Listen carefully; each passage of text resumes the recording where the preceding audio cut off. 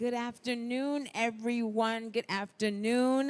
It is such a pleasure to be here with you all. My name is Sister Samantha, and you are now viewing our housing workshop and panel. If you're online, please make sure you like, click, share, and most importantly, if you're able to make it to the house, there's still time to make it. We will be here from 12 to 3 p.m. working and speaking about the importance of housing advocacy, tenant advocacy, and all things that is housing. So I am grateful to be here with two panelists. Before we get started, you know how we do it, I am.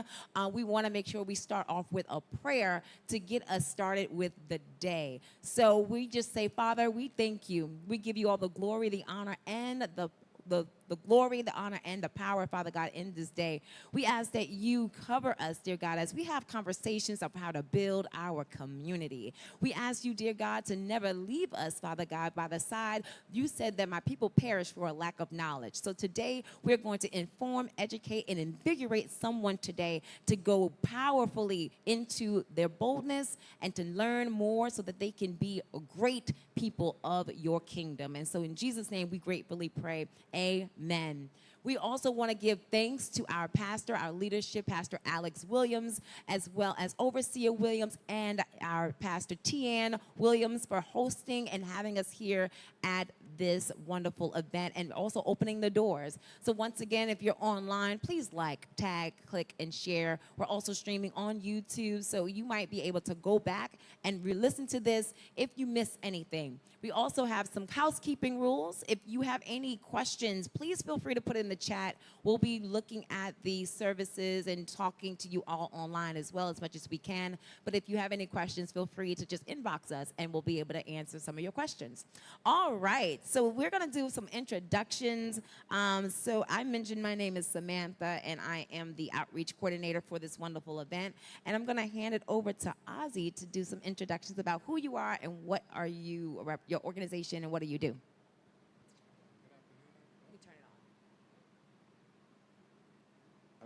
Hello. Yes, good afternoon, everyone. My name is Ozzy. I'm a tenant organizer at the nonprofit Impact Brooklyn.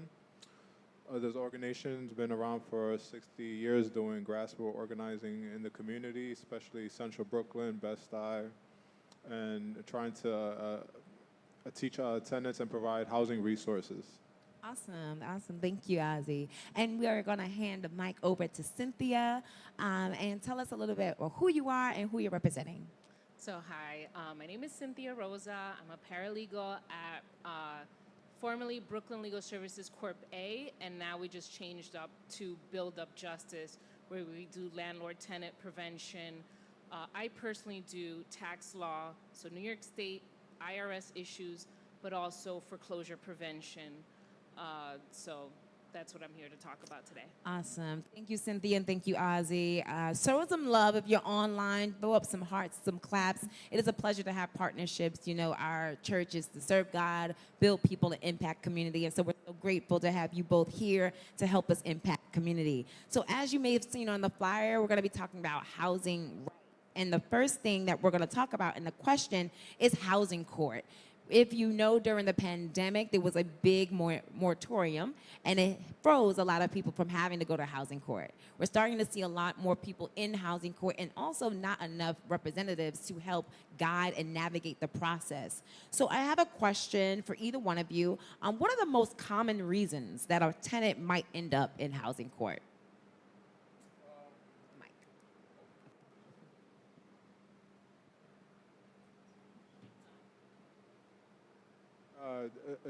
Eviction is a huge issue, and you get a lot of holdover cases in housing court. Also, not only from the landlord taking action, but also tenants specifically doing housing actions against their landlords who are taking advantage of their rights. So we also will see tenants going to housing court and for repair issues, also for their landlord maybe not be providing them their lease.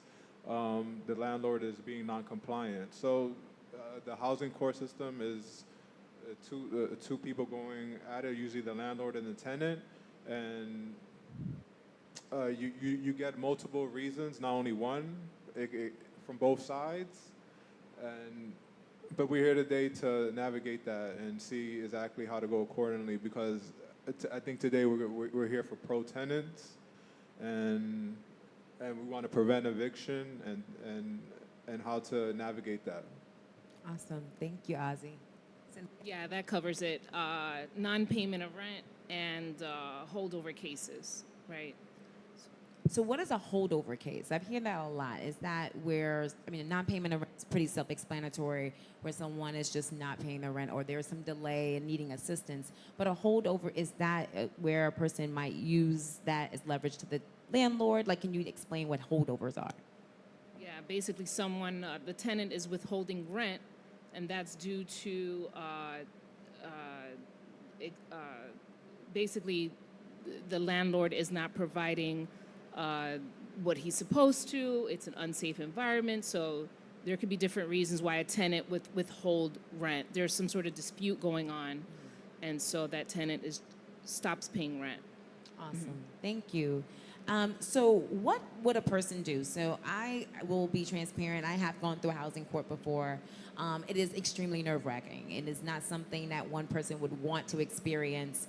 And then you have to go and file in a certain time frame. And the document, I think it's changed, if memory serves me right. It used to be, I think, 7 days, and now it's like 14 days that you have to do a thing called a answer. The order to cause. So what should someone do? Like, I have experience, but many people who are watching online may not. So what can a person do when they first receive the court notice or the eviction papers? So don't ignore it. That's number one. Right. Right? So you want to contact a nonprofit. It could be Impact Brooklyn. It could be Build Up Justice. If you want to contact them, sometimes we're over capacity, so we might refer you to another organization. Contact your elected officials. Make sure that they're holding the nonprofits accountable. But sometimes we just get over capacity and overwhelmed. But contact your local elected official if you're unable to get through with an appointment. Is there a particular governmental agency or organization? So you said government officials. Would it be your city council representative? Would it be a senator? Like, for those that may know, you know, we have Senate, we have Assembly, we have city council, and we have federal representation. But if no one knows, like, should a person just like, I'm gonna call my city council rep, or should I call like HRA? Like, what would be the best outreach to whom they should go to? So I would say your first line of defense is the nonprofits, but if we're over capacity, there are situations where your local elected official, be it city council, assembly person, can bring us the referral. And so by that, it shows the action is more serious. But also, you know, we were going to mention this later on, is if you are under a certain amount of money, you are entitled to right to counsel. So you can show up to your proceeding even if you are unsure, you're unable to get in contact with someone from a nonprofit. You can still show up to court and they would assign you an attorney if you meet certain guidelines. Awesome. Okay. And I know that they're also in the legal field, you said stretch the capacity. How would one, if they're assigned a lawyer, communicate with the, you know, because sometimes it could be delayed, like you're saying, there might be 2 or 3 people that need to talk to. For the person who's going through this, how does one make sure that they have a lawyer and they're actually able to obtain one? Because some people have to eventually pay for it. With the legal, you know, free lawyers, sometimes they're stretched too thin. So is there a better way to navigate that process, or is it kind of being persistent to kind of reach out to them? I would say make sure your elected officials are in tune with the process. And I would also say that there is a stigma out there that the free lawyers aren't good lawyers. And when it comes to housing court, I don't think that's true. I think a lot of myself personally, I was in, you know, a corporate field, and I just didn't feel fulfilled. That's why I came to the nonprofit sector, but a lot of people are just very passionate about what we do, and we're very good at it, and we do it all the time. But I think there is a bit of a fear. We don't have like necessarily great experience with criminal justice system and the court system in general, but I do think that a lot of us are very passionate about helping people, and so know that if you're seeing an attorney and they're free, that not necessarily mean it's not good and you have to pay money. Just know that we're handling a lot of cases, probably 100 cases at a time, so you have to be a bit patient with us. Awesome. Thank you, Cynthia. So let's just kind of fast forward. Now you're at the actual court date. If you have an experience and you are in front of this judge, no one knows anybody, they're kind of briefing, they're looking at stuff. What do you see as the most common mistakes that a tenant makes in trying to appeal to defend themselves? Or are they like talking across the bench and they're just like, lawyers, you're not doing your job, I'm gonna tell the judge myself. Like, what have you seen in the form of a tenant advocate providing information during the actual court date? That's a great question. I just think, like my colleague was saying here, don't be scared to get free counseling and legal aid, because they set you up to be self-represented and well-prepared, and also just to be proactive before the court date, because I have tenants coming in here and I can easily help them prevent an eviction if they just go to court and provide the correct forms to initiate a countersuit with their landlord who's trying to evict them.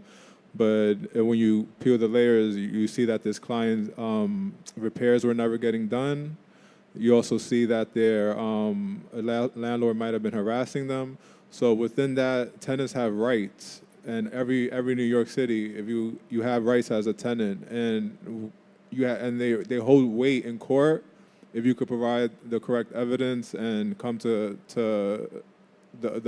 come to your court date with the correct information. Mm-hmm. So a lot of things we see clients come in who are being intimidated by their landlords, so they just don't have the proper education around the legal avenue of housing court. But if they were just being proactive from the start and getting the legal counseling, they could avoid a lot of the hurdles. Mm-hmm. Because there's a lot of slumlords in New York City with portfolios that are large, and if you peel the layers within the building, there's a lot of systemic issues. And it's important another important thing is to create tenant or organizations in your buildings, if you're ahead of time, to notify that. I'm pretty sure that there's other tenants in your building who have similar issues. So it takes organizing efforts, again, contacting like nonprofits ahead of the time to get the legal counseling, letting them know that, look, I could research your building, that there's a lot of problems in that building. We could get together and unify and solve the problems ahead of time if we just proactive about it. So it just takes sometimes there's a miseducation, and there's things like, this is why we have things like this to prepare you for court. So it really is just like a miseducation issue, and just coming and finding the right resources can prepare you to court. So that, awesome. Yeah. Thank you, Ozzy. I don't know, Cynthia, you wanted to expand on that a little bit, or? I would say you want to bring in documentation, the lease if you can find it, whatever documents you have to support your case, create a timeline, any oral statements, any text messages, all of that is evidence. And if you don't qualify for a free lawyer, maybe just consult with someone in the courthouse. They have these lawyers there that are just sort of waiting, and so you can ask them for legal advice, just like quick advice, and they might be able to provide it for you. Hello. Yeah. Awesome. So, Ozzy, you mentioned about the slum landlords, and New York has a history of just housing messes. So I know that a lot of people would have will be a little afraid to take their landlord to court. One, because they feel like it's going to be retaliation, or they feel as if they're going to be harassment. Some people have gone to housing court, and then there's like something happened in their apartment. Some landlord has illegally entered their apartment. So, what rights does a tenant have if they want to take a landlord to court, if they feel like it's an unfair judgment on them? Oh, hello. No, definitely get your counseling first from go to a legal clinic, get assigned to a legal clinic, speak with the lawyer, and break down steps for you to take, because these landlords, they want to do unlawful evictions, and hold a lot of weight in court if you just come correct and the correct documentation. Just being proactive in your building, establishing a TA. The power of that is it holds a lot of weight in court, because you can initiate a group action. If you're in a building where there's a large amount of rat infestation, and there's never only one rat. There's usually a colony of them, and I'm pretty sure other neighbors are dealing with that same issue as well. If there's mold issues, it could be all over the building. You have rights to withhold your rent. If you're in holdover court for rent, and your reasoning is because you don't want to, you don't have livable situation at home, you have the right to withhold that rent and save it in escrow until the work is done in your apartment. So there's multiple avenues that you could take to navigate housing court. You just have to be proactive, seek the resources, look at your lease agreement, be prepared to take on your landlord, but don't be overwhelmed or scared, because you actually have support, and you can get support from not only your community, but also your neighbors as well, if they're dealing with the same issues. So it takes a collective effort, because landlords, they have finances, and they come to court lawyered up.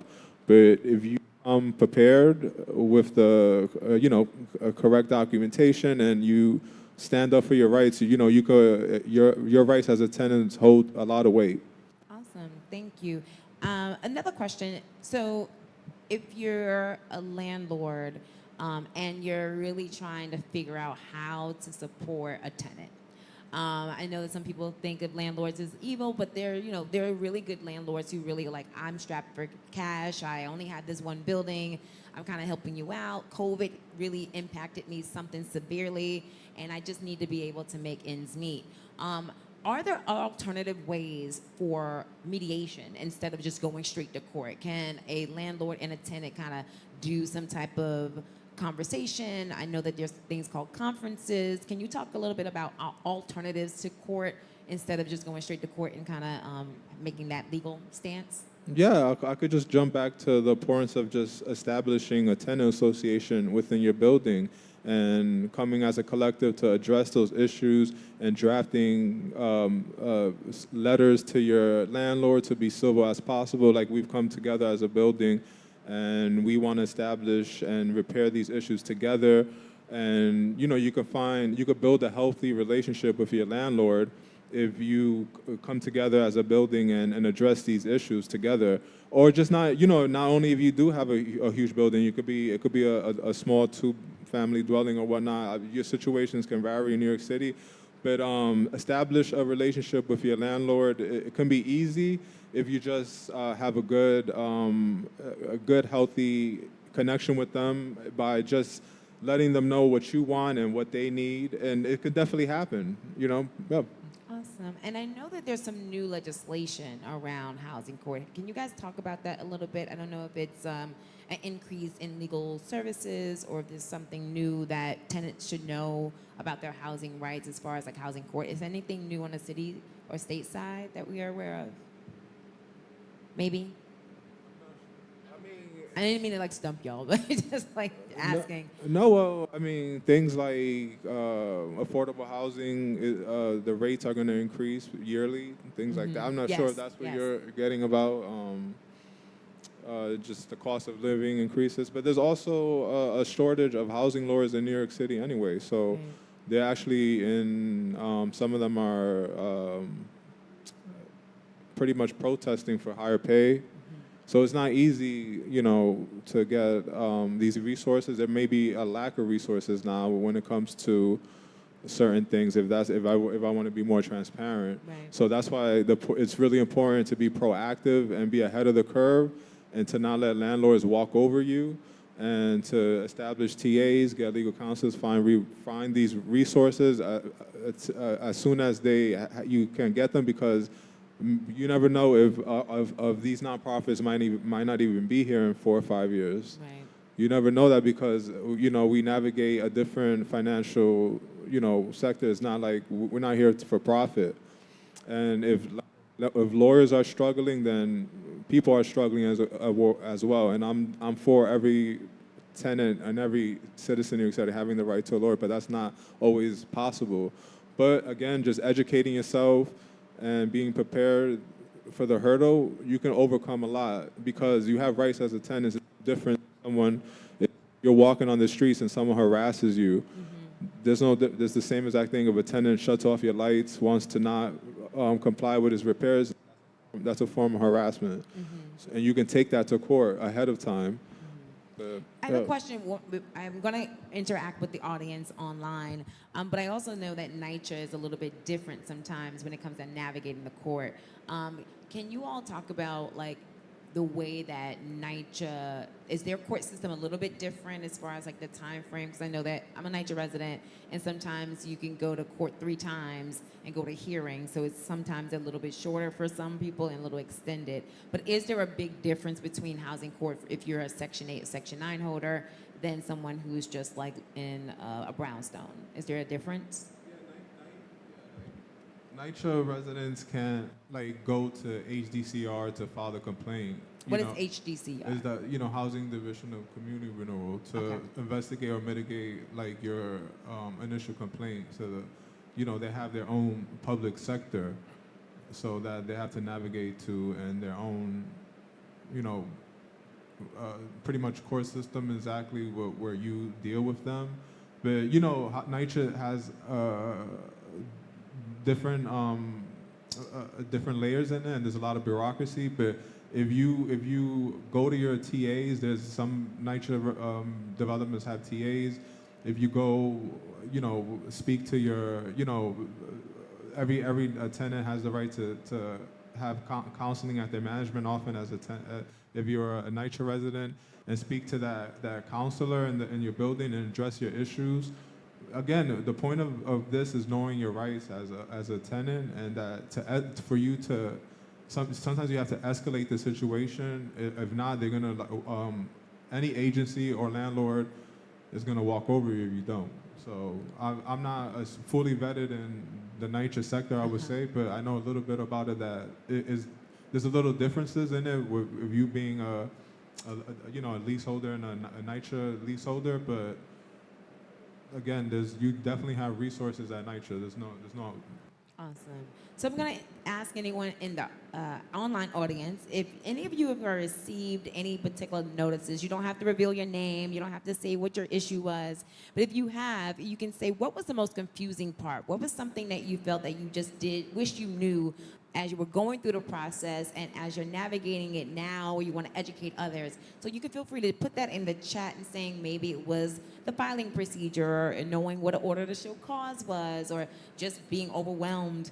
One thing I did speak with some of my friends about is that housing court doesn't have like a cool down session. Like, you're in this very intense space where you have a lawyer that's from the opposition side. I don't know the language, defendant and litigate. I don't know those languages. But you have someone who's literally telling you that you owe and that you may not have housing anymore. And then you have a judge who may or may not even care about your case. Some of them had brand new judges and they're just fresh off the bench.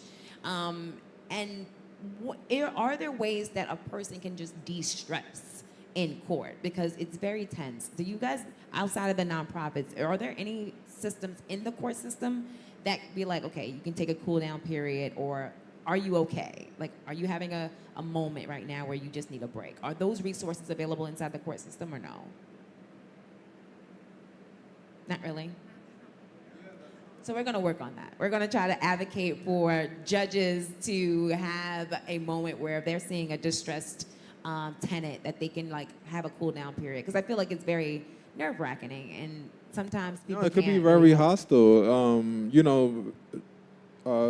Popular to believe that sometimes the courts could easily favor on the landlord side if they just so and it can make you stressful.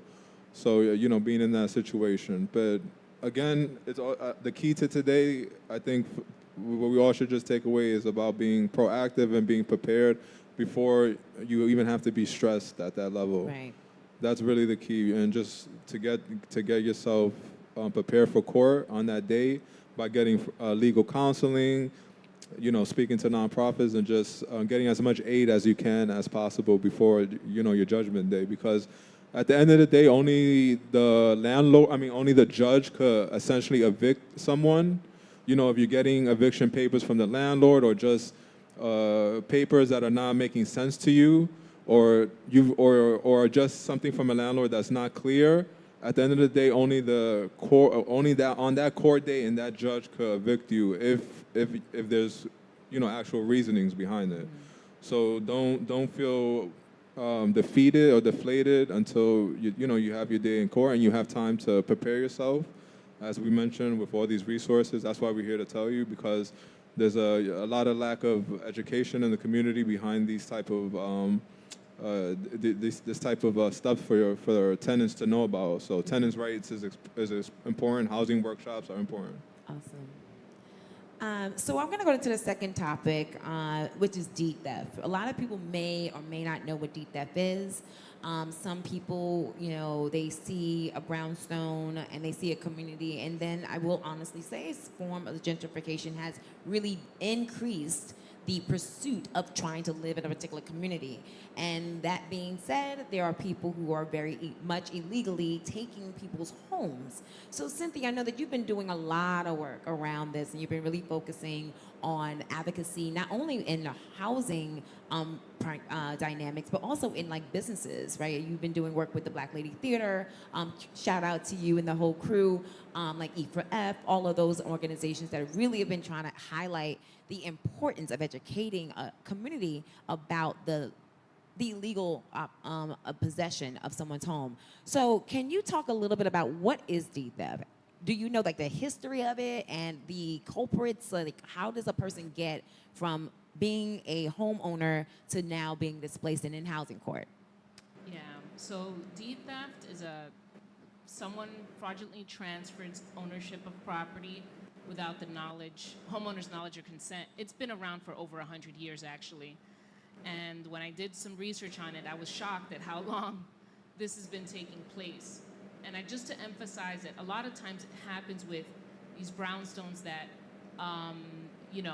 are in family for several generations, and maybe since the family is living there, there was never a will, there was never an estate that was like probated or anything like that. So it just kind of went from family to family. There was never any court proceedings because it was just a family property.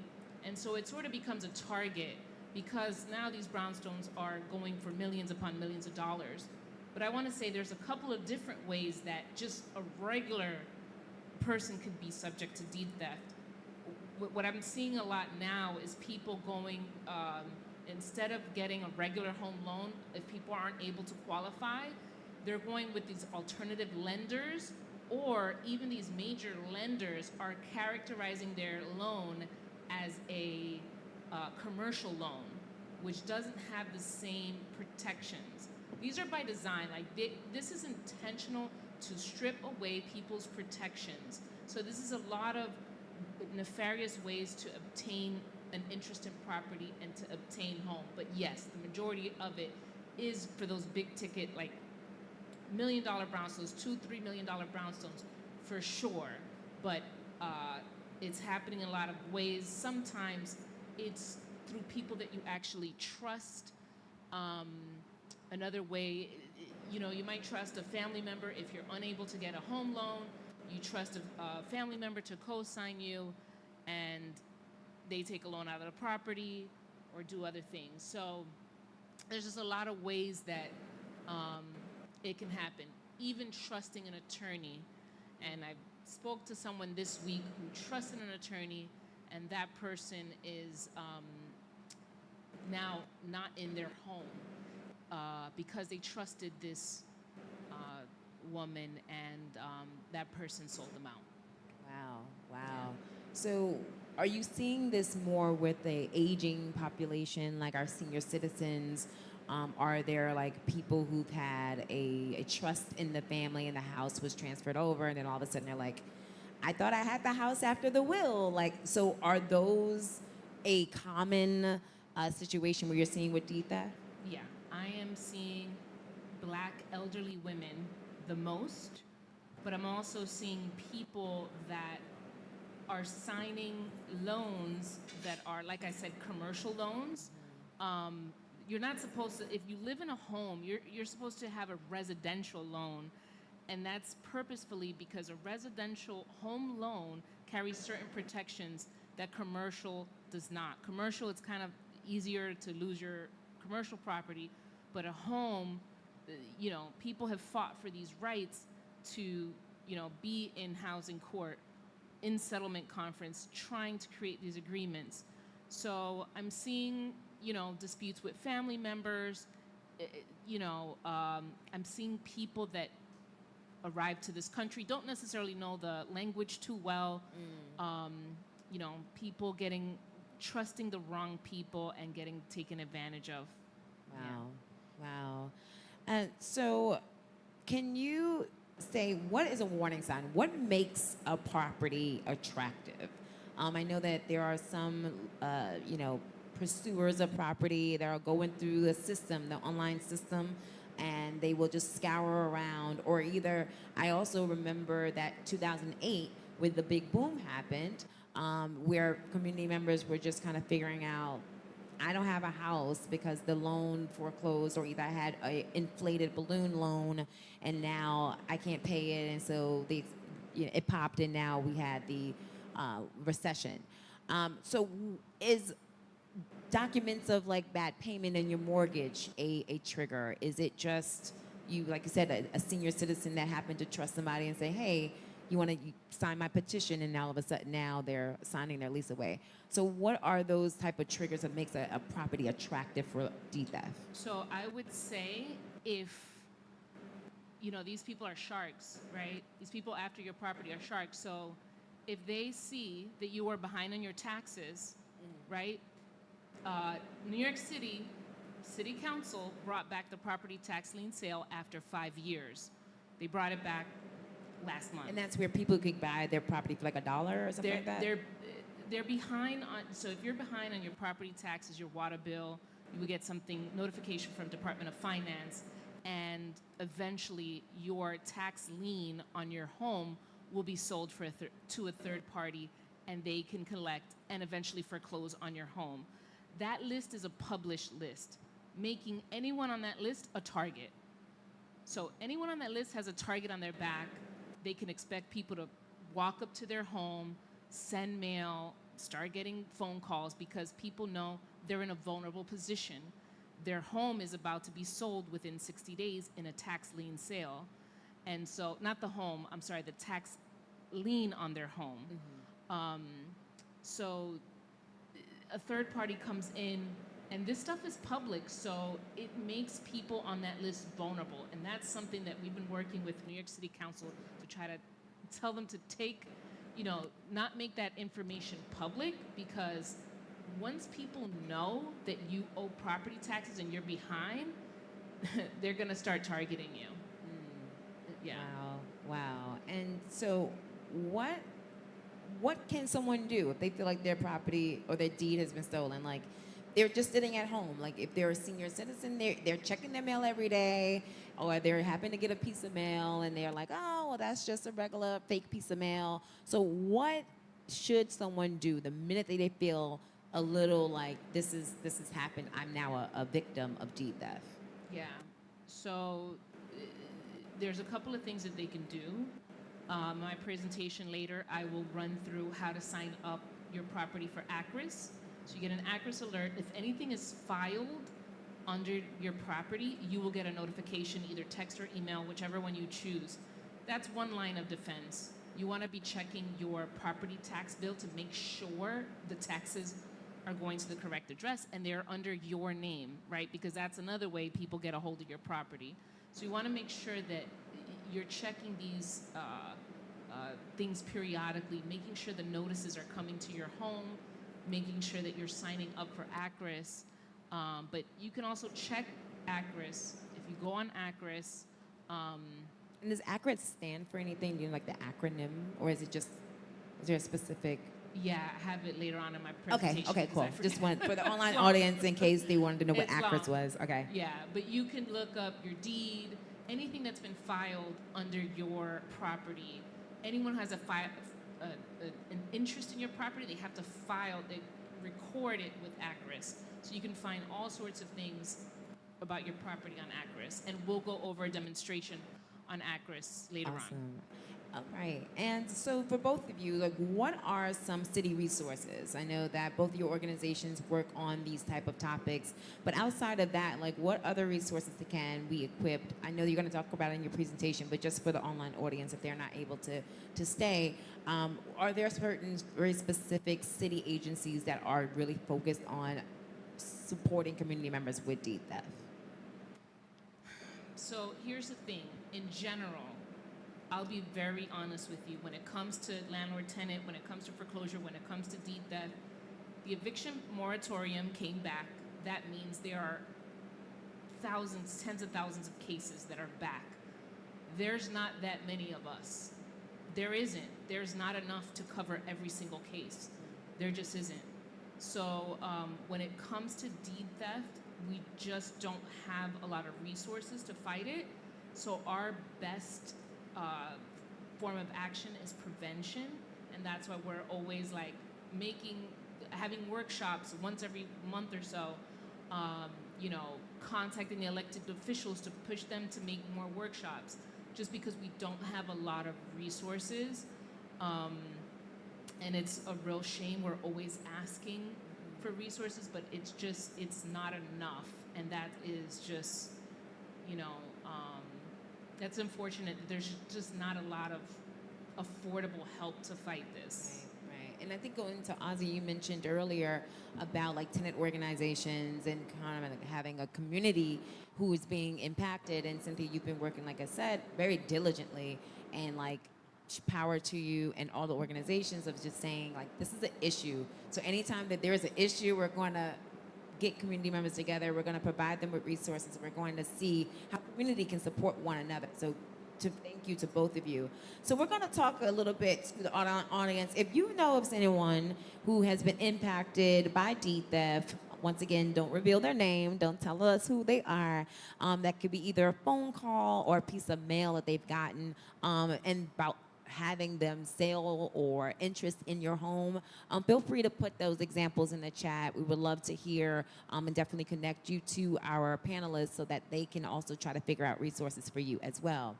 Now, one big thing that we have, and if you live in downtown Brooklyn, we're in Fort Greene, Clinton Hill area, is Housing Connect. It is the hottest button issue that people are trying to figure out. How do I get in? What is this thing? Why is it so complex? Why do I have to show you my tax returns? All of that. Once again, because we have so much overdevelopment, I feel, and this is me personally, overdevelopment in the community. It's just hard. It's like trying to put a needle through, a thread. It's really like, it's very specific. So I had a question in regards to Housing Connect. I know, Ozzy, you've been working on this as well. What is it? What is this database that everyone must go to?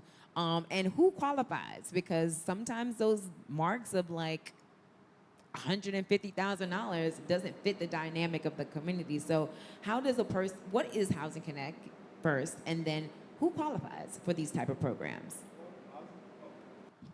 Housing Connect is New York City's way to have tenants access to the possibility of obtaining affordable housing. And you know what that means is it's affordable in your income, and you're able to pay it. But like you, not everyone is eligible because there's income brackets when you go further out in your applications, and that could be discouraging. But that's not, that's not the end for you particular. There's different possibilities, out there for you to obtain housing if you just know how to, navigate the portal correctly. And that's what we're here for you to tell you today. Yeah. And so, if you go on Housing Connect, does every building that you see that is on, like on Myrtle Avenue, I think we have like 3 maybe new developments. Does that mean that that is a Housing Connect building, or how would one know if it's Housing Connect and that I can apply for that? It's affordable housing, or I just have to go and try to find something else? Is it online, or can I go to the facility? The listings are usually always online, and also listed by if you go look at other partnering nonprofits who also just have those postings listed at in their websites or organizations. There's different ways to see what's actively new in your building, because like you were saying, not every building is that's new is affordable housing, because it's a contract that the landlord takes to either make the entire unit apartment mixed, where it can be half the units are affordable and the other aren't. There's other instances where the entire building is affordable. There's instances where it could literally be only 3 buildings in the whole. Wait, so you're saying one building can have only 3 apartments Yeah. that are affordable That are affordable. out of 100 and plus? No, it'll probably be like 8 or 12 units in there. Oh, okay.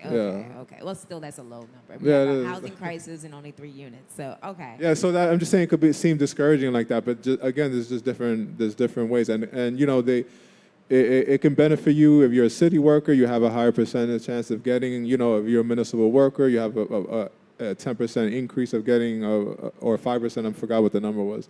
But also, if you applying within your neighborhood, that increases your chances. So, you're looking, within your neighborhood, and if you live in there, you have a higher chance of obtaining that building versus someone else who's applying from a different neighborhood or a borough. So, navigate the systems by being proactive, looking at the listings every single day, going to nonprofits who are about affordable housings, because we always post listings, and just applying as much as you can. And I know that also with Housing Connect, if a person has those vouchers, city FEPs and FEPs, would those housing developments take those as well for Housing Connect, or is that different? City Phelps it's its own entity. That's for it's through HRA, and you apply through them if you've recently been evicted and are facing homelessness. You work with a caseworker who's in who's usually in the homeless division, and they help you get some type of housing that is different from Housing Connect. So your voucher is for you to produce to a landlord who has postings online. It could even be a posting that's on Zillow or on Craigslist that is accepting that voucher. And again, it's not easy to navigate that, to obtain a house with City Phelps, but there's different nonprofits and resources out there that can help you overcome those hurdles. And are there some errors? So how does it work behind the scenes? A person does the application, they go and they bring in all the proper paperwork, and then I guess Housing Connect or whoever the landlord is, they say, you qualify, you don't qualify. Is it that simple? Or are there some additional hurdles, like multiple meetings and having to do some type of restriction with your finances? How does a person prepare for the application to go through that process? Yeah, you definitely want to make sure that you have all your documents in order. They recently, I think, changed that they don't need as much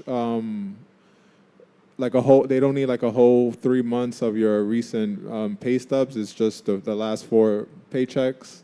they're trying to make it at least a little bit easier for you guys to obtain. But you know, you're gonna get an interview, and you're gonna go to speak with someone who's tied into that management of that building to make, you know, assessment of you. And again, don't overpay for any type of like application fees.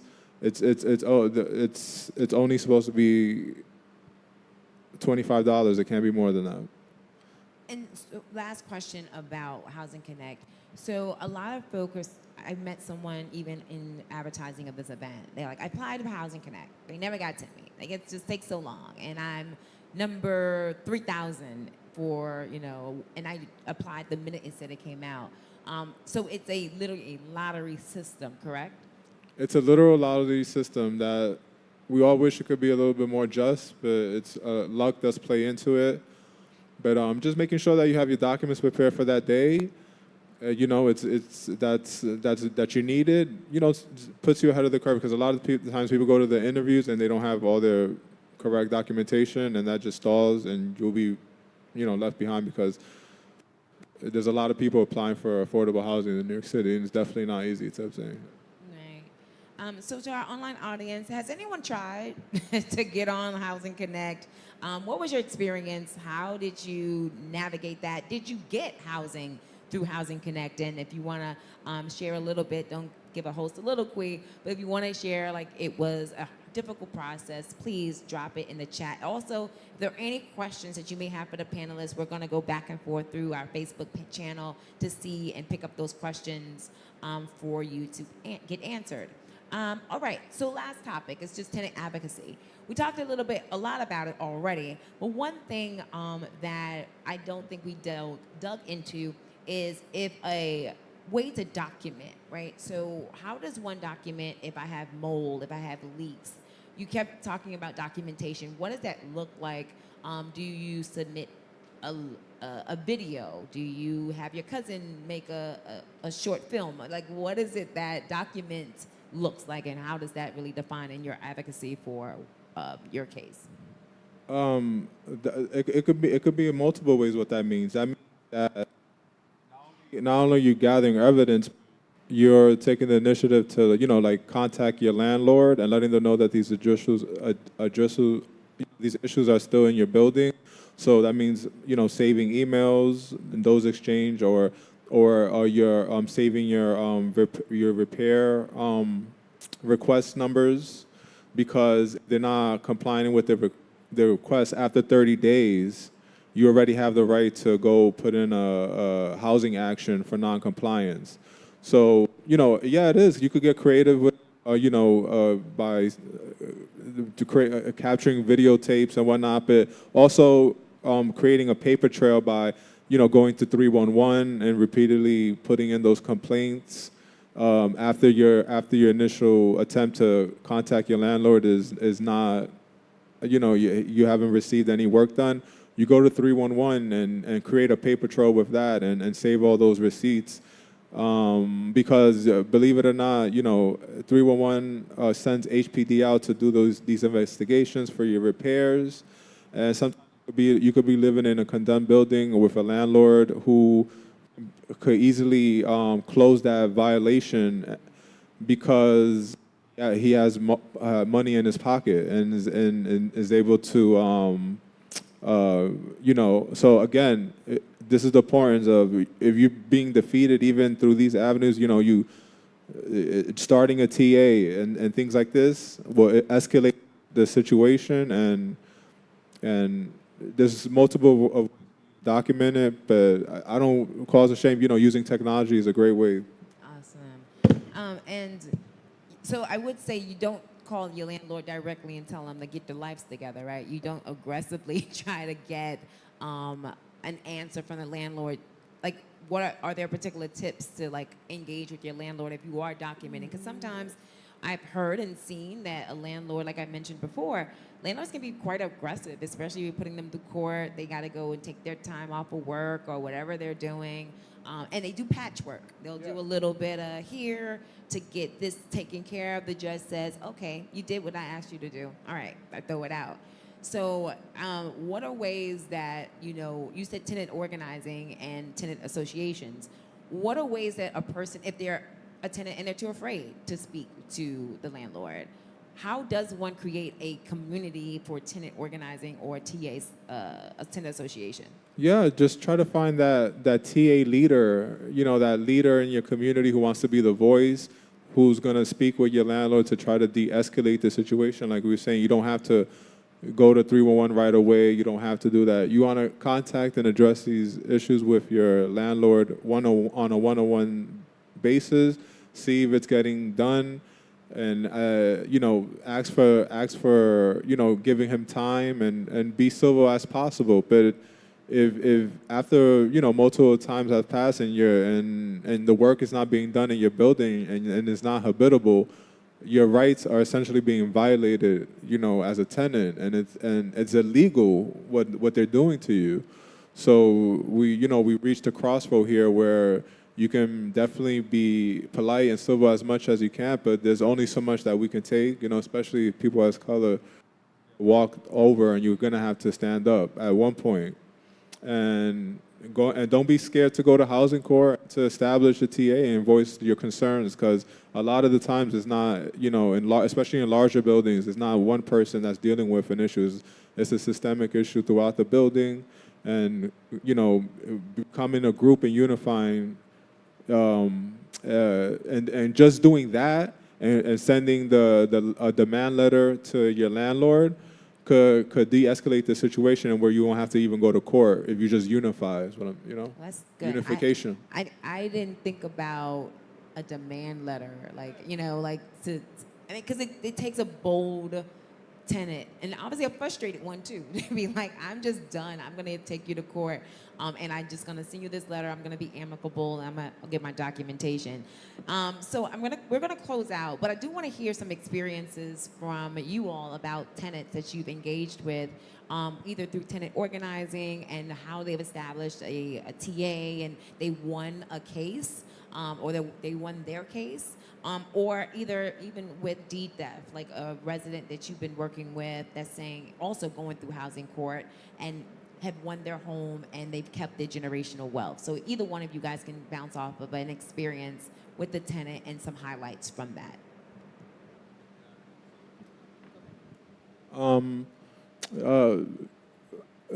Being a tenant organizer for 2 years, I had the pleasure to help communities of colors, immigrants who were dealing with eviction, and I have a lot of stories that I can definitely to share. But most of them are insane in a lot of ways, where people came in living in a situation where their building was unlivable, but they came in and they wanted to start a TA.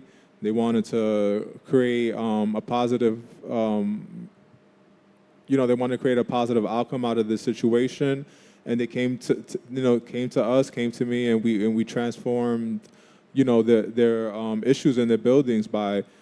There was this one building where there was no handicap accessibilities for the tenants, and the landlord was being non-compliant for many years. But we got together, we drafted a demand letter, and they thankfully installed a ramp, because it's actually illegal for a building not to have handicap accessible access. So if you're living in a building that's you don't have access and you're elderly and have handicap, your rights are being violated, and they're supposed to add that to your building. So little things like that, just being, letting know that I provided, or that I don't like to say that we provided, a healthy living condition in the building is always a great thing, But I don't want to say specific buildings or specific names out of privacy, because they're clients of ours. But it's definitely, I've been blessed and happy to share, and educate people of color that they can overcome if they unify, and, and make change. And yeah. Ozzy? So for me, I've been able to help people get off the tax lien sale and prevent foreclosure. I've helped stop dozens of foreclosure But for deed theft, I've been doing this for about 2 years. I haven't experienced someone yet have their deed clear. And I hope the next time I come here that changes. But I have my friend here who's been fighting for many years, and so many people that have been fighting for so many years, and they still don't have their deed back. And some of them are outside of their home. So I want to be honest with you. When it comes to deed theft, there aren't that many happy stories. You might read about them on the paper and they'll advertise, but out of 3,500 cases that were reported to the Brooklyn DA, he's only prosecuted 30 of them since 2017. So that means thousands of people in Brooklyn and all over the city have lost their homes. That's why you'll see someone really advertise these cases as being won, but the reality is that these cases take a lot of resources, a lot of time. Often people are defending themselves pro se, so themselves, and so it's a very, very tough battle. I didn't know that the DA can get involved with this. Can the Attorney General get involved as well? Like, how many branches can get involved in advocating for? I talked about the city in their ways, but like, community members know that they can call on the DA, they can call on the AG, they can call city council representatives. That's what their role is for advocacy. I personally, I don't think I've known how much the DA. Yeah, I mean, well, it's not really involved if there's 3,500 complaints and there's only 30 prosecutions, right? Right. But this is a crime, so it's best in criminal court, right? Because oftentimes these cases are forged documents, or there's things that are just very, very fishy and predatory. So really, they belong in the criminal court. And then there's cases where Attorney General steps in, and if you apply enough pressure for her, she will investigate these cases, as in the case of the Mbalo brothers. Mm-hmm. There's still an ongoing investigation with them. You're familiar, a lot of people are familiar with that name. They've taken over 100 properties, or they're, if you search their name and address, you will see all of these different properties that are being tied up. So, every time we contact the Attorney General, she says they're currently under investigation. It's been a couple years now. To my knowledge, no one has gotten their property back from the Mbalo brothers. Wow. Yeah. Wow, that's horrible. But that's why we're having these type of conversations, to inform, educate folk. If you're online and you're facing something similar to that with not online, but with deed theft, and you need resources, please do not hesitate to either reach out to us and we'll connect you to our wonderful panelists, but also reach out to your social justice teams, or either your elected officials. As mentioned, they are here to work for you. So we have one last question, and we have a member of the audience that stated that they are in the shelter system, but currently they are doing rehabilitation in a rehabilitation center. Because they were part of the shelter system, they were afraid that they won't have shelter after rehabilitation, and I believe they've stated that they have a city theft voucher. What's some type of advice that you can give someone who has a voucher? And as we know, the vouchers are not really being seen by landlords. They're like, I don't want that, whatever their reason preference is. But what could you tell for a community member who is in the shelter history, doesn't quite know about when they're going to get out of rehab or rehabilitation, and have been going back to that shelter, or can they just use their voucher? Like, how would they be able to navigate housing if they're in that type of situation?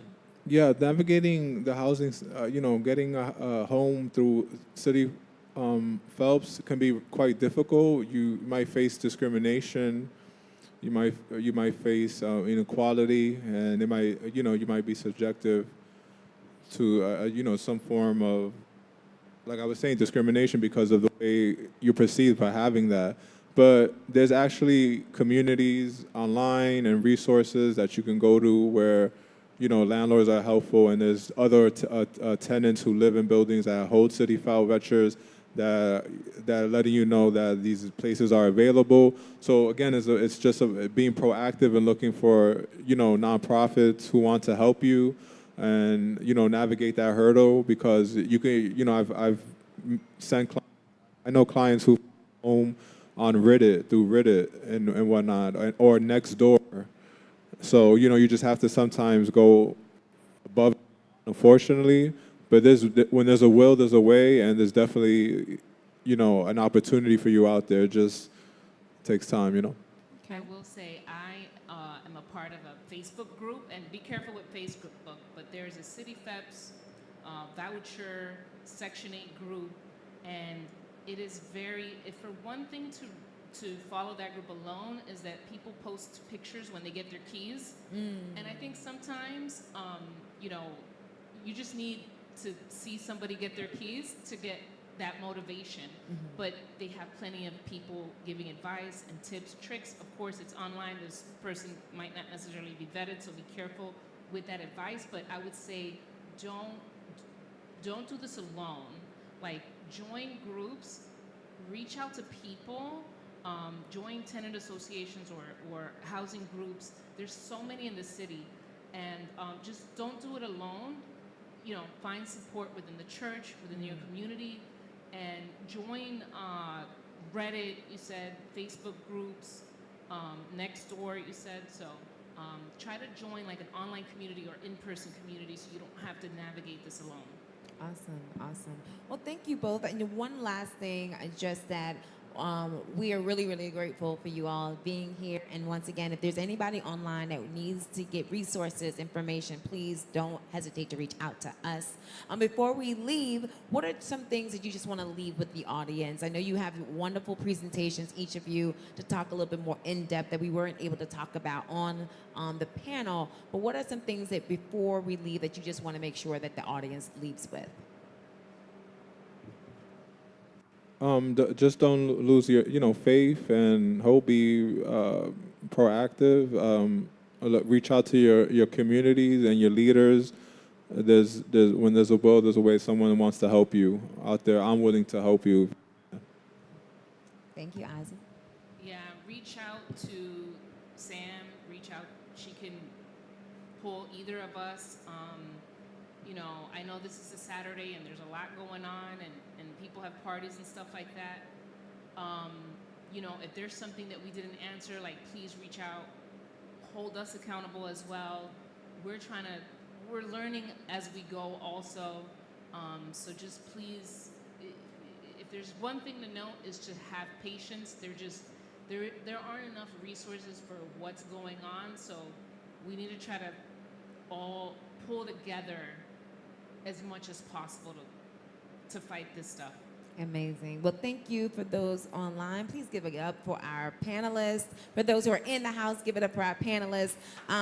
We will transition shortly into a panel that talks about DTHEP a little bit more in depth, as well as housing advocacy. So if you're online and you want to make sure you stay connected with us, please either do it on our Facebook page, our social media, as well as on Instagram. We have a YouTube channel, so please watch back if you had any questions and you're like, I'm a little concerned, I want to get more information.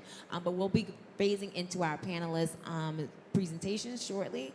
And we want to say once again, thank you on behalf of International Ministries. Thank you both for your education, your information, and your fire for advocacy. So we thank you all.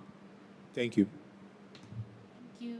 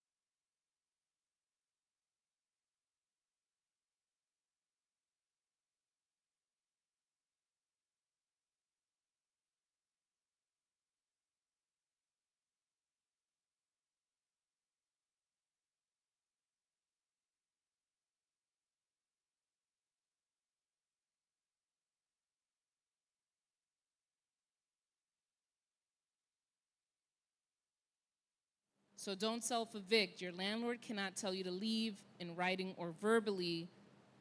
They must bring you to court before they can legally evict you.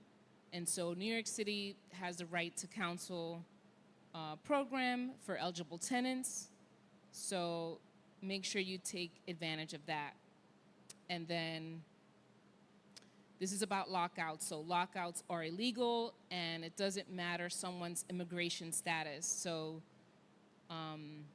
tenants are protected against a lockout if they've lived in the same place for 30 days, even if they didn't sign a lease. So if you are in that illegally locked out from your place, call 911, go to housing court in your borough, do an order, show cause, call 311 for the tenant helpline for assistance. Okay. And so the next few slides are about deed theft prevention and education. So I mentioned the definition earlier for deed theft. Deed theft occurs when a person fraudulently files a false deed with the city and then transfers the property from the true owner to another. So what are some common scenarios? Common scenarios are partition scams. So since your deed is public information, it's on ACRA's website, they can search your deed, they can look up who the heirs were, and they can reach out to an heir. Oftentimes, they will contact an heir that's out of state or that doesn't live on the property, and they will offer, these real estate developers will offer them a very, very low amount, and they will sell it. And I've seen cases where people have sold an interest or purchased an interest in property for $10,000, $20,000, and it'll be like a $2 or $3 million brownstone because they're unaware of the value of the property. So once they get an interest in the property, they try to force a sale, force that person out. There has been some legislation to prevent that. So now, because of certain laws that have been passed, now there is a procedure where you can negotiate with that developer to buy your property back. So it's, before it was they just force a sale and they could evict you more easily. So that, there has been some relief for that, but it's just not enough. So foreclosure rescue and refinance scam. So let's say you are a few months behind on rent, maybe a year or two. We saw this a lot during the pandemic. You aren't able to sign a conventional loan, so you sign with an alternative loan type or a commercial loan, and oftentimes they have like a 10% interest rate or all these different rules that are really set up for you to fail. These are specific types of mortgages that are really meant for you to not be able to pay so they can turn around and take your home. And so I'm dealing with one now, and we're trying to negotiate with the new lender, and we've been negotiating for 2 years and haven't had a resolution yet. So those could be really hard. There's forgery, right? So sometimes the person will forge a deed under their name or their LLC, and unbeknownst to you, you don't even know this has happened, and so they'll record the mortgage, and then they will start an eviction proceeding to evict you out of the home that you own. So that's just a couple of ways, but there's actually so many ways. And so what happens next? So first step, acquire an interest in your property. Once they have an interest, they go to court to try to get you out of the property, or they take a loan out of the property. So sometimes I've seen it where people will obtain an interest in their property for $10,000 or $20,000, and then they'll turn around and take a loan out for $700,000, a loan that they have no intention to pay back. And in that case, our friend Ray Cortez, that's the case. He has an ongoing deed theft litigation for over a decade for his home in downtown Brooklyn. That's still going on right now. But that person, he actually trusted a friend and signed his some rights to his friend. The friend took a $700,000 loan out with no intention of paying back. Now the bank is moving to foreclose on Mr. Ray Cortez, and he's 90 years old. So yeah, so they acquire an interest in the property. They either try to evict you or take a loan out, and then the scammer takes control of the property. So how to prevent deed theft? So there's a couple of things that you can do. So you want to make sure that the New York City Department of Finance has a correct mailing address for you, right? You want to make sure that the Department of Finance is sending you your property tax bills and you're up to date on your property tax bills. If you're not up to date with property tax, there is funding available. So there's grants that you don't have to pay back. There's different funding available if you are in a situation where you owe property tax. So we've helped people get up to $100,000 in, money that they don't have to pay back in order to get them out of the arrears and everything clear with their loan. So right now, the funding is up to $50,000 that you can get if you qualify. That's Brooklyn, Queens, Bronx, Manhattan. I would have to double check. But I know that we are getting people actively funding $50,000 if they are in the arrears with property tax, with water, and with their mortgage arrears. Another way you could prevent deed theft is to sign up for ACRIS, and I will do that towards the end. I'll have a couple slides on ACRIS. So tips to avoid deed theft. Make sure that you have someone that clearly is going to inherit your property. Now, we just in the past month acquired an estate planning attorney that is doing wills, not trust yet, but he is doing wills. So at the end of the presentation, I will have my information. Sam will have my information. If you have a home and don't have a will, make sure you reach out to our organization to set you up with a will, right? Maybe have a conversation with your family first and your kids and come together and decide who's gonna get what, who's gonna administer everything. But definitely this free help is available to you. Grow Brooklyn is another organization that they also have an estate planning attorney that does free wills. So either organization, make sure you have a will in place.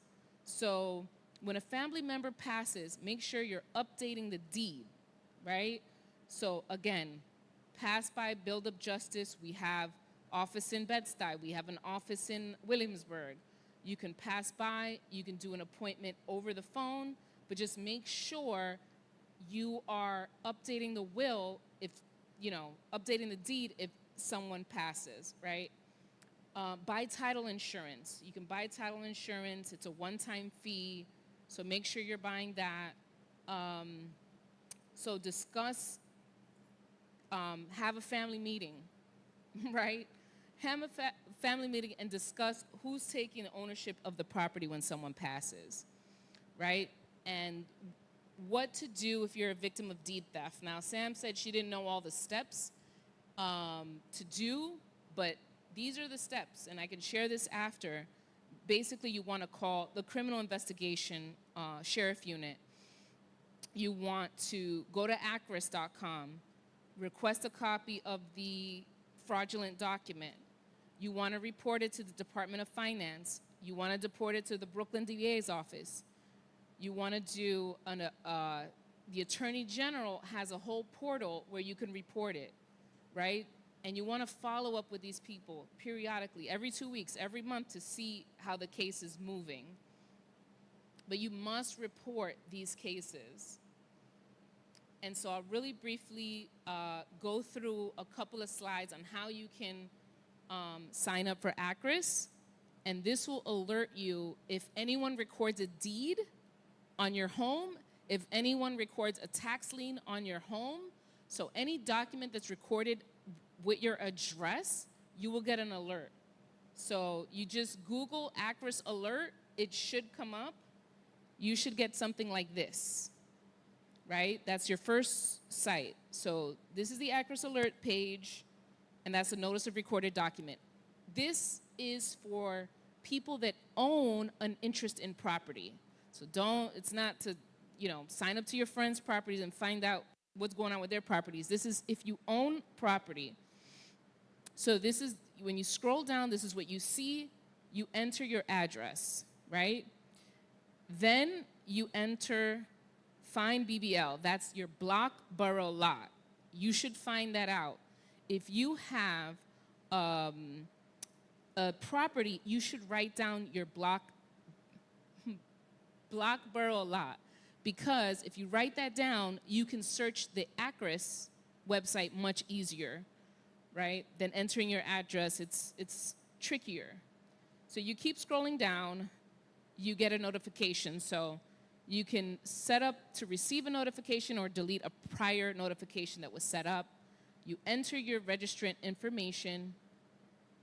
You enter either you want it sent via email or sent via text, and you agree to that. You enter your email address, confirm, you agree, and then you would get a confirmation email. Now, if anyone wants help signing up with this, please reach out to me, and my information will be on the presentation. And then I think I have 3 more minutes, right? Okay. So I will really, really quickly go over wills and estates in the 2-3 minutes that I have.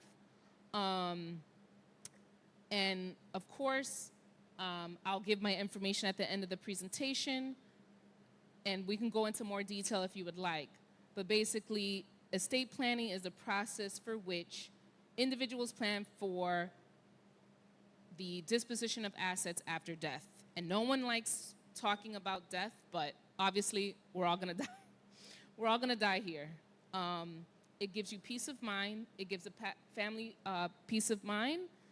And it takes the burden from family members, right? You want to leave your family members with a plan of how to move forward with what you've worked really, really hard for. So intestacy versus testacy. So if you have a will, there's one procedure. It's much, much easier. If it's intestacy, it goes according usually to your line. Like if you have kids, if you don't have kids, it'll go back up to your brothers and sisters, your mom or dad, if they're still alive. And so you want to have this worked out ahead of time in a will if possible. So let's see. So a few documents, you can have a codicil, which is going to be an attachment, right? If you do your will at 40, maybe at 50, your situation is a bit different and you want to update. So maybe you don't want to do a whole will over, you want to just add a codicil.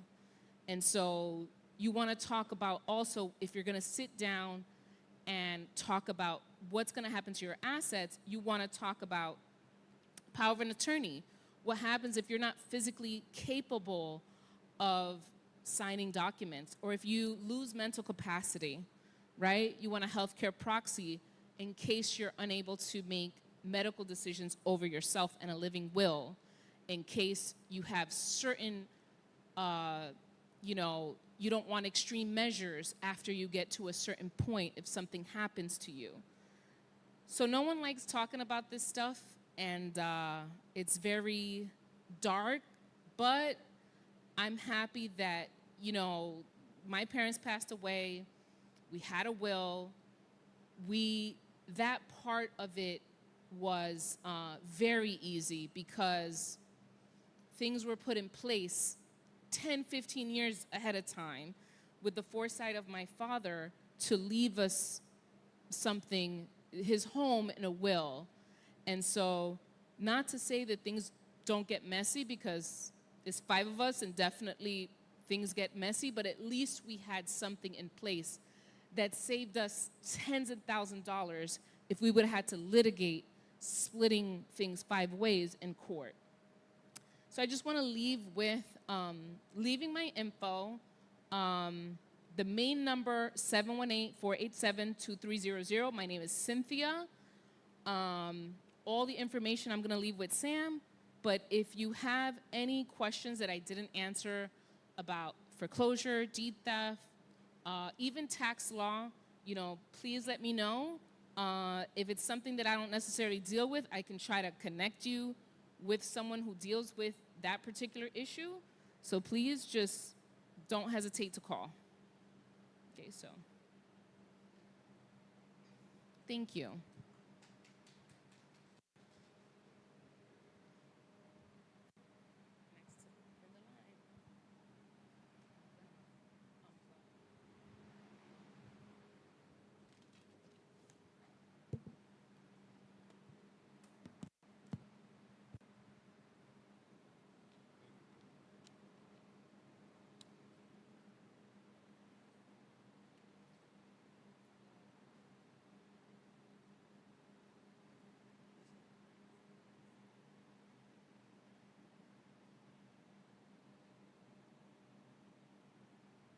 Hello.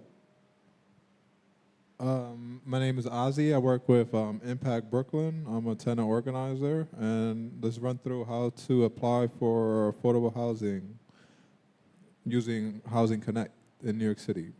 So what is affordable housing? Affordable housing is 1/3 of your household income, over 1/3 of the rent burden, and this New York City Housing Connect offers regulated and affordable housing. So that means these buildings are contracted by landlords to provide their communities affordable housing, and this is how you could get one. So what is New York City Housing Connect? That's an online portal for rental and ownership opportunities. It's managed by HPD and HCC, which are city agencies, and they provide fair access through the lottery system. And that is the website right there if you want to head to it, nyc.gov/Housing Connect. So we look at this, what does it mean by it's managed by HPD and HCC? As I was mentioning before, these are landlords taking on these city contracts to provide affordable housing in the communities so that people in New York City could obtain them. So what are the steps to do to obtain or head to Housing Connect? You have to create an account by visiting the website.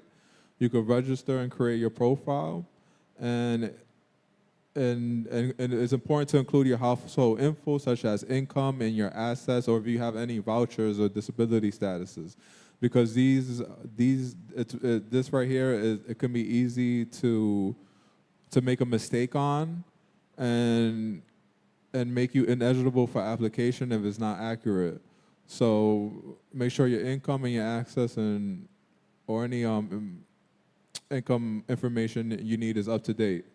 And like I was saying, keep info current. So what do you want to do when you finally approach finding a home in the housing portal? You want to set your housing preferences. That means you're choosing your housing size and the type. There's different homes there. There's actually home ownership opportunities, and there's actually re-rental opportunities for you to take.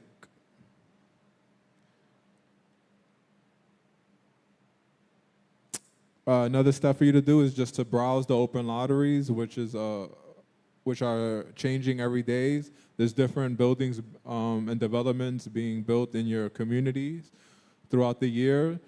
And they're always constantly being popped online, and you can filter them out easily so that you can apply for a building that you're eligible for, because a lot of the times the buildings are income restricted, so you have to meet a certain threshold in income to even apply for it, and it goes by income, household size, And once you identify that building that you are eligible for, you just apply for it.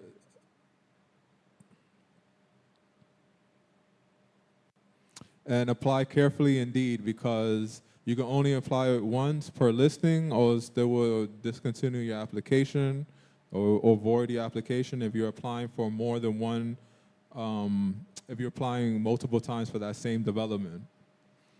Always complete your profile before applying online, and always apply before the deadline. The sooner the better, because there's many, many New Yorkers wanting the same opportunities as you to obtain affordable housing. So what initially happens after this process is that you applied for affordable housing. What does that mean? You know, your application is going to get a log number, and with that log number, that sets you up to where you're placed in online for the application. But don't ever get discouraged if it's a high number or a low number, because again, these people ahead of you have to provide the right documentation to say that they live there, so they might not actually be eligible a lot of the times. So being proactive and making sure your documentation is current and complete sets you ahead of the curve. Because a lot of the times New Yorkers go to these interviews for the development and the applications, and they're not properly ready for the next steps because their documents weren't in order. So there's the rejection or selection stage. If you're approved, you actually get a unit offered to you for you to move in. And if you're rejected, you get a notice, and then you could also appeal for it. If you feel you were that wasn't just your reasoning for not obtaining a housing, affordable housing in New York City, there's a process for you to appeal for it, and hopefully you could state your claim. But again, like I was saying, a hog long number definitely could seem discouraging, and definitely indicates that you might have less chance of obtaining the home or to be contacted, but that doesn't discourage you from applying from other apartments and just continuing. Just like as it says, stay persistent, as I'm trying to say. So what are some tips for success? Apply for multiple listings, not the same ones, but multiple ones. You know, check your dashboard often. You know, keep info up to date, organize your documents, and be patient and persistent, and look for as much resources as you can in your community. Like I was saying, more resources, go to nyc.gov. Housing Connect is the open portal. That's where everyone goes to initiate your application and see what are your next steps moving forward. And, you know, explore about and learn paid. There's many opportunities out there for you just to learn more about how to apply for Housing Connect by looking online. And also just contacting housing counselors and community organizations like myself, Impact.org, if you just need help with the actual hands-on approach of applying to affordable housing. And my name is Ozzy, but I'll leave my information up here for a little bit so you can save. And that's just pretty much a quick rundown of how to apply for affordable housing. My information is up here if you want to contact me, and I could give you a one-on-one consultation, and we'll keep it moving. Now I'm going to speak a little bit more about housing advocacy and housing rights.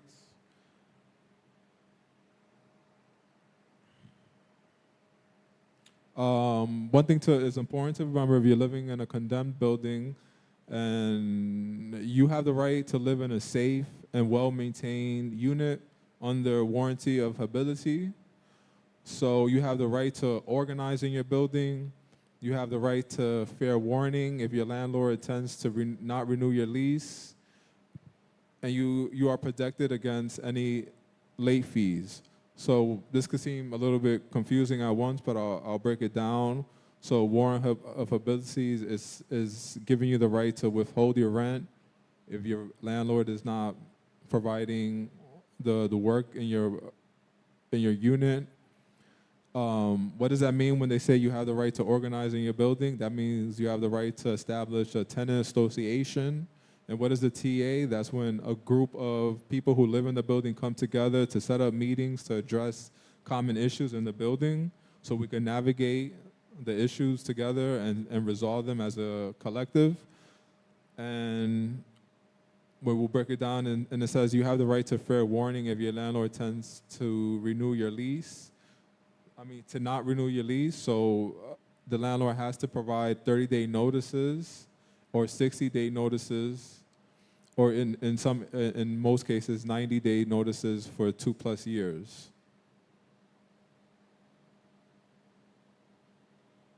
So we'll break down a little bit about warranty of habitability and what that means. So your lease is a legal contract.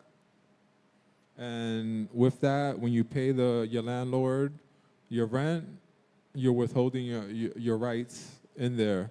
So tenants have rights to go to housing court if your landlord is not providing the repairs in your building. You can sue them for these things and take a housing action. And you could contact HPD and let them mitigate these situations by putting in, by sending in RA forms to HDCR. So tenants have the rights to withhold their rent if your landlord is violating your rights. And with that, it can, that might lead to a holdover eviction case for you personally. But again, this is when documenting things and being proactive is important, because your rights could easily be taken advantage of if you're not being proactive. And your rights, and these rights apply to anyone and all in New York City, especially leaseholders and people who live in affordable housing or any type of dwellings in New York City. So these rights apply to everyone. So if you're dealing with harassment and your landlord tries to remove you from your apartment that it's illegally occupied, that's illegal for them to do that. They can't change the locks on you. They can't repeatedly offer you buyout offers, especially if you decline them, because a lot of the times the buildings want to get bought out and they want to buy your apartment to make it a market value, especially if it's rent stabilized. We get a lot of tenants who landlords want to wrongfully evict them just to move in new tenants for market rate. So again, you document these things, and your approach to heading to housing court is that your landlord is taking advantage of you and you're being harassed. And with that, your rights in court hold weight. So as a renter, you have protection against expensive deposits and applications. So application fees are capped at $20, and security deposits are only capped at 1 month's rent.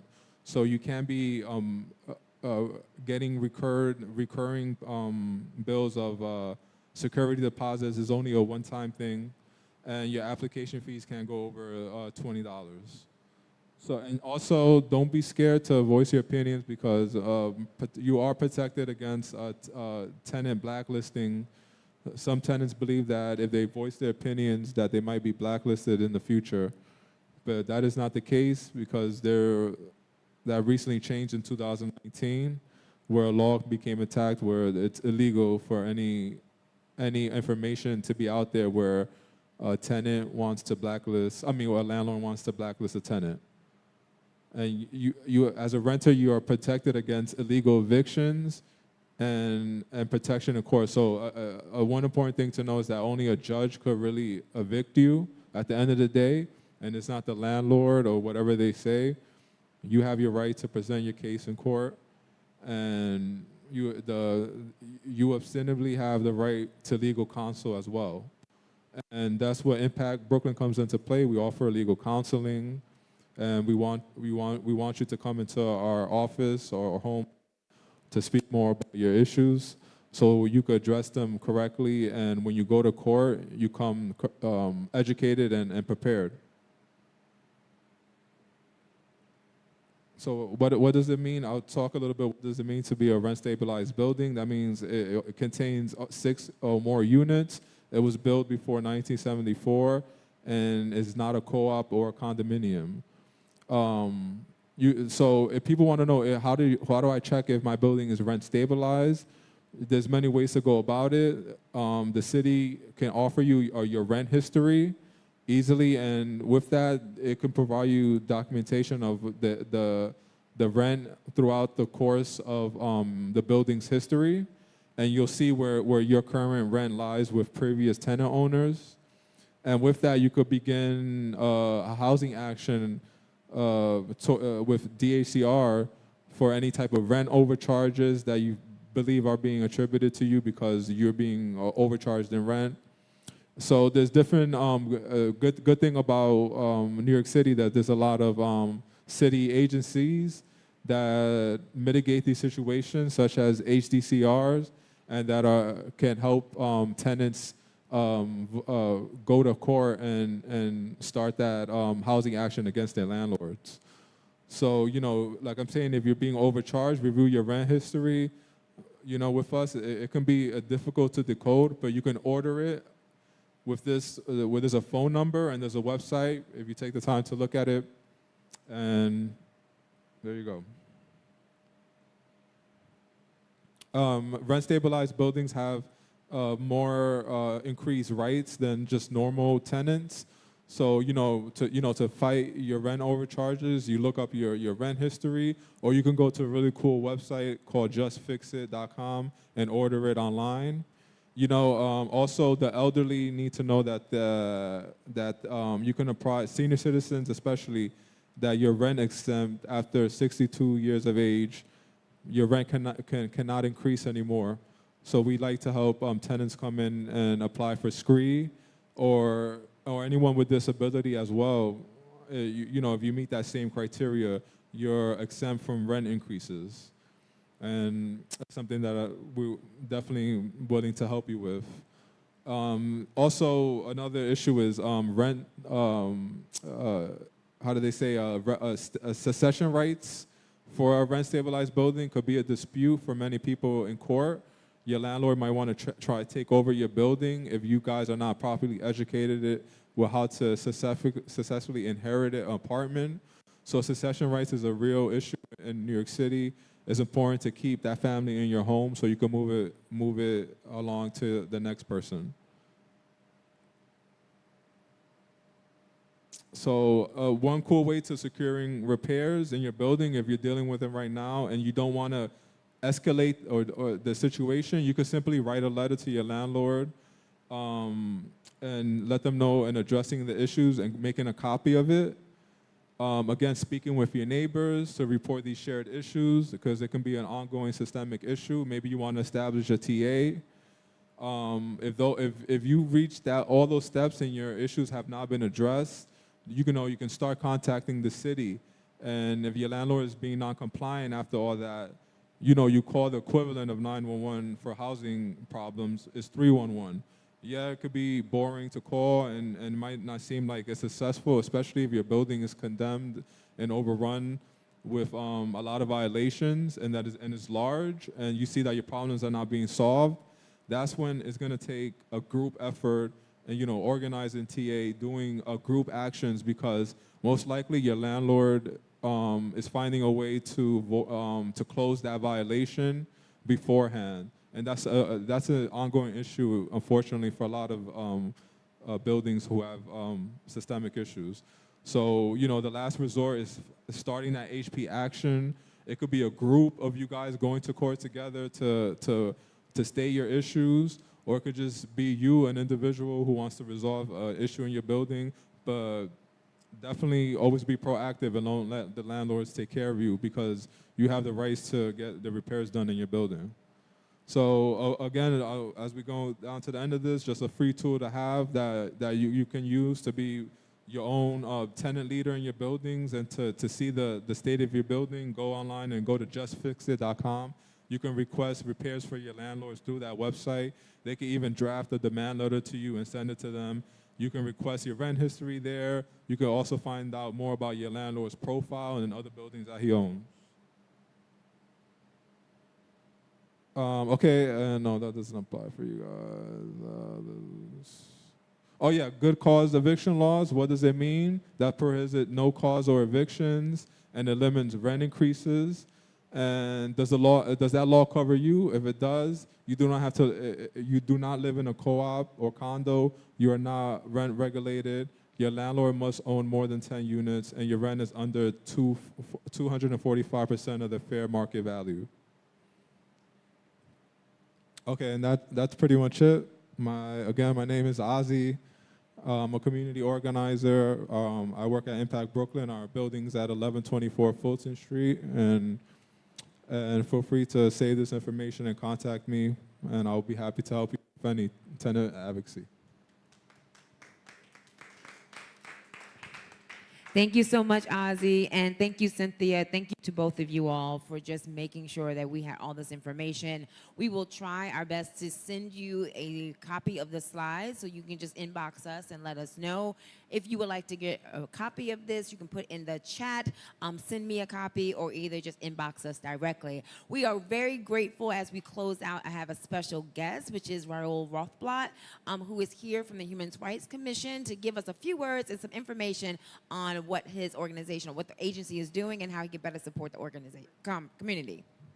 Thank you very much. It's really wonderful to be here. It was a new connection. I'm brand new with the New York City Commission on Human Rights. And this is another tool that you have. The New York City Commission on Human Rights has a lot of protections against discrimination on, there's 25 classes of discrimination that they look at. So it's age, race, gender, religion, height and weight even. So there are some important protections that you can have in housing specifically. So the human rights law protects you at your job, but the housing protections are also quite important. It is unlawful to refuse to sell, rent, or lease housing based on your age, race, or all the other categories here.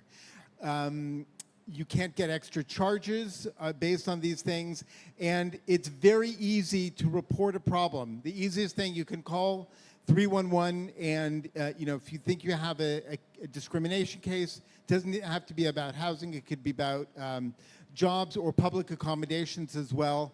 You could call up 311. It's the easiest thing to do. One important thing to mention also is that there's a lot of discrimination based on the source of income. So if you have a voucher, if you're on FEPS, on other things, a landlord cannot refuse services, cannot offer you different services, and there's a lot of times that people do face discrimination on this issue as well. So I'll leave some flyers here, and definitely please call the commission, and we'll share the information with you guys as well. Okay, thank you very much. Thank you, Raul. And once again, thank you so much for stopping by and taking part in our workshop. So now we're closing out, everyone. Once again, it's been a pleasure to have our panelists. Please give it up for our panelists once again for doing such an amazing job and keeping us informed. Once again, if you also are online, just please let us know how you enjoyed it, and also if there's more resources that you would like, we're happy to connect you.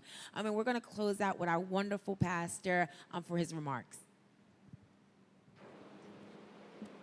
God bless you, everybody. God bless you. And thank everybody for being here online. My name is Pastor Williams, and we're so grateful that you have chosen this time to share the benefits of our community. Our ministry has been here since about 1954 in this building in the Fort Greene area. And just like as our mission statement says, that we're here to serve God, build people, and impact community.